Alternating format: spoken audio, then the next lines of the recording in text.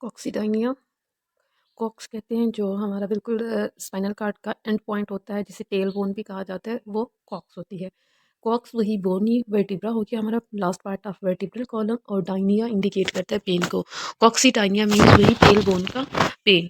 ये जैसे कि हम देख सकते हैं रेड, और रेड सराउंडिंग में भी और बोन पे भी ये चीज़ इंडिकेट कर रही है कॉक्सीडाइनिया को, पेन इन टेल बोन। इसमें हम देख लेते हैं इसकी रीजंस क्या हैं और फर्दर एक्सरसाइजेस कौन सी हैं।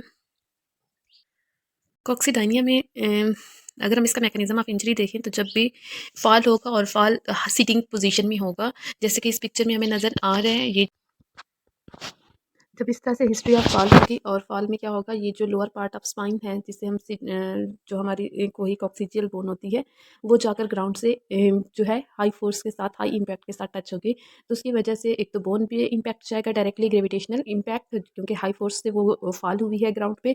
और सेकेंड चीज़, जो सराउंडिंग में मसल्स हैं वो भी डैमेज हो जाएंगे फोर्सफुली फॉल से, तो वो भी ब्रूस्ड हो जाएंगे। जैसे कि इस पिक्चर में हम देख सकते हैं, वही यही चीज़ ही है कि हिस्ट्री ऑफ फॉल ही है, और फॉल किस तरह से कि सिटिंग पोजीशन ही है कि टेल बोन जो है वो ग्राउंड पे जाके टच हुई है विद फोर्स, तो ये ब्रूस्ड टेल बोन है। कॉक्सीडाइनिया के डेफिनेशन देख लेते हैं। कॉक्स या फिर tail bone is triangular bone structure located at the bottom of the vertebral column, composed of 3 to 5 bony segments which are held by the joints and ligaments. Tell bone pen को ही हम कॉक्सीडाइनिया कहते हैं, या फिर tail bone का second name वही कॉक्सीडाइनिया है, जिसका अगर हम नेचर देखें, नेचर ऑफ पेन थ्रॉबिंग होते हैं या फिर stabbing pain at the base of the spine, more specially from coccyx or the tail bone. Coccyx क्या है? Are tiny triangular bones made up of 3 to 5 fused vertebras. Tail bone pain ranges from a dull एक्ट to a fierce stab. मतलब इसकी जो intensity है वो डल act से लेकर फियरिस स्टेप तक हो सकती है। अब इसके हम बाय वर्ड्स मीनिंग देख लेते हैं। Disorders characterized by pain in tail bone या फिर पेन इन कॉक्स। कॉक्स क्या है? ये सेगमेंट है वर्टिब्रल कॉलम का, और को बर्ड पीक को कहते हैं। डाइनिया, क्योंकि हमारी जो एंड ऑफ स्पाइन है उसकी शेप बिल्कुल ऐसी होती है जैसे बर्ड पीक होती है। डाइनिया इंडिकेट डाइनिया या फिर एडीन और डाइन जो है ये पेन को इंडिकेट करता है। Coccydynia was coined by the Simpson in 1859। Coccydynia या फिर जिसे हम कॉक्सीजोडाइनिया भी कहते हैं, कॉक्सेल्जिया भी कहते हैं, कॉक्सेल्जिया या फिर कॉक्सीजियल पेन, ये सारी ही इसी के सिनोनिम्स हैं। एक काज तो हमने इसकी देख ली थी कि फॉल ही है। इसके अलावा जो टेल बोन पेन काज कर सकती हैं उसमें कॉक्स का फ्रैक्चर है, कॉक्स की डिसलोकेशन है, सिस्ट की फॉर्मेशन हो सकती है, hyper active pelvic floor muscles हो सकते हैं, ओस्टियोमाइलिटिस, बोन का इन्फ्लेमेशन, नियोप्लाज्म हो सकता है, कोई भी ट्यूमर, लार्ज एक्सटर्नल ट्रॉमा हो सकता है, वही फॉलिंग बैकवर्ड जैसे कि हमने मैकेनिज्म उसका देखा था, repetitive minor external trauma, internal trauma जैसे कि चाइल्ड बर्थ है, रेडिकुलर पेन हो सकता है जो कि लोअर लिम्ब में जो है रेडिएट करता है, उसका ओरिजिन स्पाइन में ही होता है। एबनॉर्मल बैकवर्ड या फिर forward position of coccyx bones, मतलब पोस्टल पुअर पोस्चर भी लीड कर सकता है इस कंडीशन को। Degenerative osteoarthritis at the disc या फिर जॉइंट, जिसे हम स्पॉन्डिलोसिस कहते हैं, वो भी एक रीज़न हो सकती है कॉक्सीडाइनिया की। कॉक्स डायनामिक इंस्टेबिलिटी, अगर उस पर इंस्टेबिलिटी है, अनस्टेबिलिटी हमें मिलती है, तो वो चीज़ डिस्टल कॉक्स बोन्स पर वो जो बोनी प्रोमिनेंसेस हो जाती है, बोनी आउटग्रोथ हो जाती है, स्पेक्यूल्स जिसे कह सकते हैं, उसकी वजह से भी कॉक्सीडाइनिया हो सकता है। टेल बोन का pain, sympathetic nervous system pain भी इस कंडीशन को लीड कर सकता है। मेटास्टेटिक या फिर प्राइमरी कैंसर और बोन ब्रूजेस, ये हमारे पास डिफरेंट काजेज हो गए कॉक्सीडाइनिया की। नेक्स्ट हम इसके सिम्टम्स देख लेते हैं। पेशेंट को क्या सिम्टम्स पेशेंट प्रेजेंट करेगा।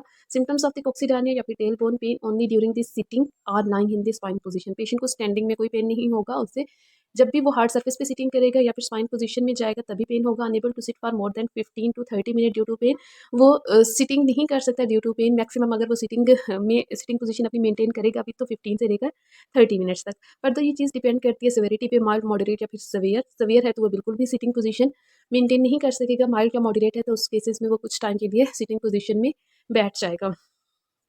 अच्छा, बर्निंग पेन हो सकता है एनल एरिया या फिर प्राइवेट पार्ट्स में। ये वही, एक तो ठीक है बोन डैमेज हो रही है, बोन ब्रूज हो रहा है अब नॉर्मल, लेकिन साथ ही हमें पता है स्पाइनल कार्ड भी होती है, तो उसकी वजह से उस स्पाइनल कार्ड की 3 लेयर्स होती है, मेनिंजेस होती हैं। सबसे ऊपर वाली जो होती है वो ड्यूरा ही होती है। जब भी ये फोर्सफुली फॉल करेगा ग्राउंड पे तो नॉर्मल इसकी पोजीशन ये वाली होती है कॉक्स की, ये वाली नॉर्मल पोजीशन ही है। अब क्या हुआ, जैसे ही फॉल हुआ, फॉल की वजह से क्या, ये चीज़ और शार्प हो जाएगी और ज़्यादा राउंड हो जाएगी, जैसे कि ये पिक्चर में नज़र आ रही है। राउंड होने की वजह से अब ये जो मेनिंजेस हैं, ड्यूरा मैटर है, वो फर्दर टेंशन में जाएगा, एबनॉर्मल ड्यूरल टेंशन। जब ड्यूरल टेंशन होगी तो वो पेन काज करती है। तो coccygeal extension reveals tension and back pain. Again वही, अगर हम कॉक्सीडाइनिया को सिंपलेस्ट फॉर्म में डिफाइन करें तो क्या है, पेन ड्यूरिंग सिटिंग और when getting up from the sitting, pain originating in the middle just above the anus, और the pain improves while leaning forward or to the side, local tenderness over an area। तो इसमें हम patient को ये recommend कर रहे होते हैं जब भी वो सिटिंग करे तो इस तरह से वो सॉफ्ट कुशन यूज़ करें और अपना जो पोस्चर है वो बिल्कुल स्ट्रेट मेंटेन रखे, स्पाइन का कोई भी बेंडिंग ना हो, ना सर्वाइकल बेंडिंग और ना ही लंबर फ्लेक्शन। ये चेयर पे वही गुड पोस्चर और बैड पोस्चर हो गया। जो लेफ्ट साइड पे है वो गुड पोस्चर है, उसमें वो इस तरह से थोड़ा सा फॉरवर्ड लीन करके बैठेगा, मतलब अपनी स्पाइन को स्ट्रेट रखते हुए। इससे क्या होगा कि टेल बोन पे लेस प्रेशर होगा तो पेन की इंटेंसिटी भी नहीं होगी और वो प्रोलॉन्ग टाइम के लिए सिटिंग पोजीशन अपनी मेंटेन कर सकेगा। इसके अपोजिट अगर तो वो जैसे बैक रेस्ट के साथ वो बैठेगा तो इसमें क्या होगा, सारा प्रेशर जो है वो टेल बोन पे जाएगा, प्रेशर की वजह से पेशेंट को पेन होगा और वो अपनी सिटिंग पोजीशन मेंटेन नहीं रख सकेगा। इसलिए उसको रिकमेंड करना है कि जब भी वो सिटिंग करे तो सिटिंग में थोड़ा सा लीन फॉरवर्ड हो जाए। नेक्स्ट, वो जो टेंडरनेस है लोकल एरिया में या फिर मस्कुलर स्पैज़म है, उस चीज़ को कम करने के लिए हम पेशेंट को ये वाला मसाज भी रिकमेंड करते हैं।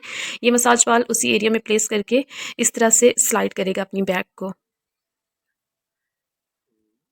Forward and backward. इसके अलावा कुछ एक्सरसाइजेज हैं जो कि हेल्पफुल हैं, जिससे टेलबोन का पेन काफ़ी हद तक रिलीफ हो सकता है। ये सीटेड फॉरवर्ड बेंड है, कैट एंड कैमल स्ट्रेच हो गया इस तरह से, पेल्विक टिल्ट्स हो सकते हैं और ये चाइल्ड्स पोज। स्लीपिंग पोस्चर भी हम पेशेंट को रिकमेंड करते हैं कॉक्सीडाइनिया में है कि अगर वो स्पाइन पोजीशन में है तो वो अपनी लोअर एक्सट्रीमिटीज़ के नीचे इस तरह से पिलो प्लेस करे बिलोनी, और अगर वो साइड लाइन में है तो दोनों लेग्स के बिटवीन में वो पिलो प्लेस करे, और अगर प्रोन पोजीशन में है तो थाई रीजन से नीचे वो इस तरह से थाई और एब्डोमेन के नीचे पिलो प्लेस करे, ताकि कॉक्सीडाइन जो कॉक्स बोन है उस पर कम से कम प्रेशर हो।